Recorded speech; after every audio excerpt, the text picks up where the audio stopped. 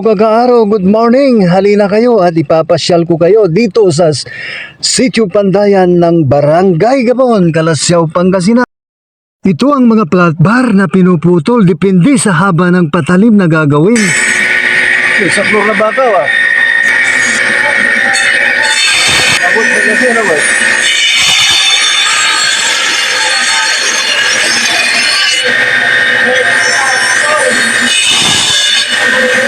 At ang pala, i-grind nyo nitan. Kasi ano nalinisan, at may pinarila nyo na, sa inyo inesising, tigito nyo lang yung gagawin ko yun. Nalapod, balwala kikina bayad na. Quality.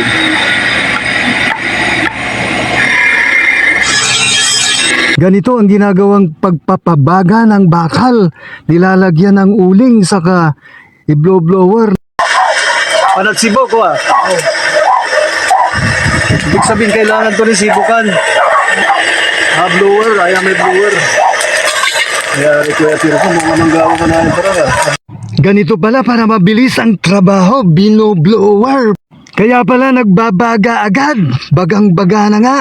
Ganito ang ginagawa pagkatapos pabagain. Pinipit-pit ng pinipit-pit. Parehas kila ba suklase balayang yung sarap si Ren. Nakapula ramay kinata si Ren, may muli Hindi na lamang ginaya. Ay, si katong lamang niya gagawin na muli. Diya panlalatipan. Kasi ayas, importante. Hindi na niya balot ship may banggar aligan nyo lang ship to. Hindi niya manaya, so panapipit. Talagang anos na ba? Nakakarap mo, pampipit mo. Talagang no, sikat, may mauras ka, napasma ka. Hello, wadyang natin. Gawaan na barang, dyan Pandayan, dyan Barangay Talibao. Salamat at sa oras daray gumagaway barang, tapi na unlakandag, kaya ano na nang video sa sari panagawa da, panapit-pit da. Nagawaming nga rin nyo kuya. Roque Lorenzo. Talagang si Katuya pinaka talent dala, skills da. Tatak, parang tatak may balayang.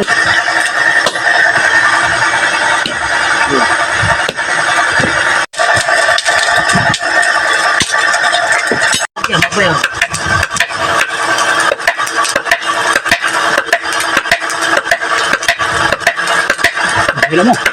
Kuya Tirso, pigito nyo lang natin. 61.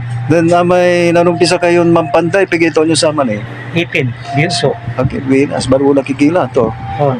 So, kumusta yung pamilya yun? Pigara anak nyo? Bali limara. Wala lara, sumsumpal o... Gusto pang graduate damay duwara. Terminology tan.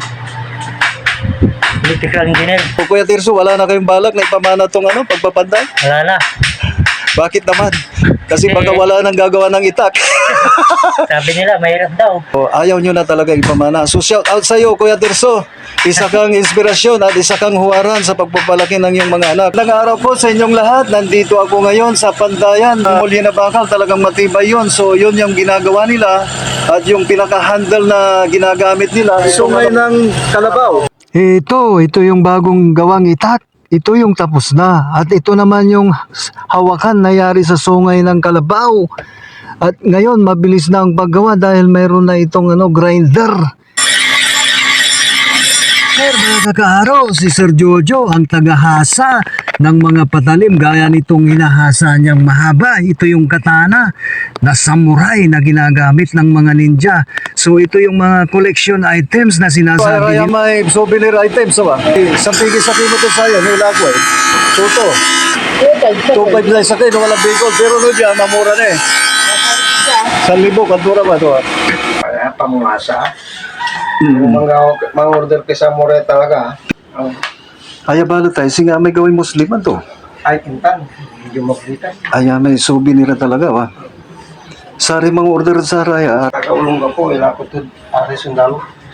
Sige, kinta. Jungle knife na. Magandang araw po sa inyong lahat, mga kabarangay. Nandito ako ngayon sa bahay mismo ng gumagawa ng mga bayong, yung mga nagtatahi ng bayong dito sa Barangay Mangkok. Ako, pwedeng pumasok. Nandiyan ba si Madam? Ay, nandito pala si Madam. Tama-tama, nandito siya. Madam, magandang hapon. Mga bayong, Tama-tama sa panahon ngayon, bawal nang gumamit yata ng plastic bag, Kaya yaras ka lagi. Pero magaganda yung mga sabon nyo, In fairness, talagang quality, Kasing ganda ng mga nagtatahi, ano? Pwede bang makita lahat?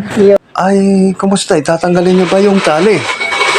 Ay, kaya naman pala. Buti, ang bilis niyo namang magtanggal ng tali. Hindi naman. Oo, talagang sanay na, no? Ilang taon na kayong gumagawa ng ganitong trabaho, madam? Mga bata po ako, mga 6 na. Ayun, 6 years old, gumagawa ka na. Ilang taon ka na ngayon, ay, madam, eh? 21. Ay, shout out. 21 na pala siya, si madam. Dalagang-dalaga na. Anong pangalan mo ulit, madam? Pag nabuo po, ganun. Ayan yung pinaka-finished product nyo. Ayun. Baliktad po. Mga kabarangay, bali, bali natanggal na yung tahi ng mismong sako. Saka hinati sa gitna. Yung ibig sabihin, 2 piraso ang magiging resulta ng paggawa ng isang sako, magiging 2 bag, Ayun, mabilis lang din pala sa paghiwa. Tapos, anong gagawin Paggawa pa? ng handle na po. Ayun yung nasa dulo, ginagawa ng handle. Kaya pala matibay, Sa compound yung ito, lahat ng bahay yata gumagawa na rin? Opo. Dati po Buti, mga kababaihan, dati po damit. damit. Ngayon, naging sako na. Para makita ng mga viewers natin, tignan natin kung ilang minuto kaya ginagawa yung isang bayong ni Madam.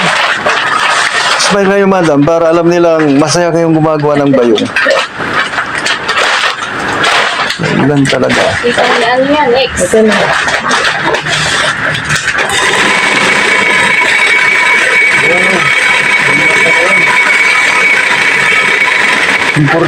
Importante man manaya, walakin mo, daitan mo.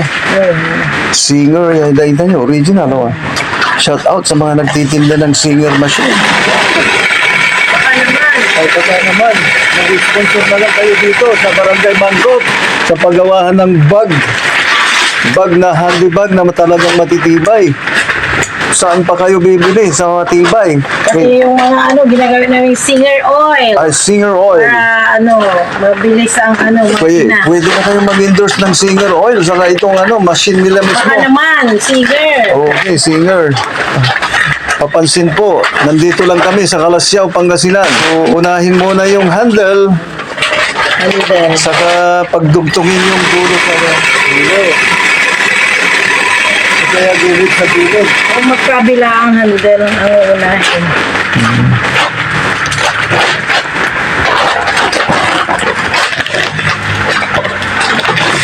Kasi yung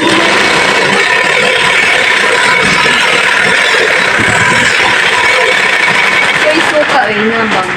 Suy-suga, gumagawa rin kayo? Nylon yung pinagtatahina, Oo, na Nylon pala to, kaya matibay, Shout out kay Madam, talagang matibay yung mga bayong na ginagawa nila rito. Ang pangalan niyo, Madam? Rose Catugas. Madam Rose Catugas. Kung gusto niyo nang umorder ng mga matitibay na bayong na nagyari sa sako, talagang dito lang matatagpuan sa Barangay Mangkok. Hanapin lang si Madam Rose Catugas.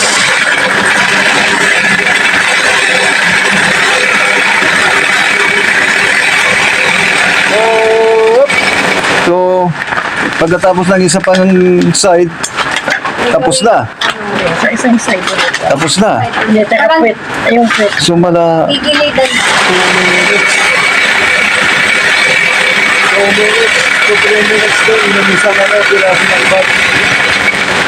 2 minutes to 3 minutes bago matapos ang piraso ng bag. Pipitan. So, yan na yung puwet, Parang minsan. Yung puwet, titiklopin lang. Parang pinaka-design niya, Para tatayo, pag pinatayo mo talaga. Tapos yun na. So, ibig sabihin, 3 minutes and 13 seconds, tapos na yung isang bayong ni Madam Rosley. Ganyan pala ang paggawa ng magandang bayong.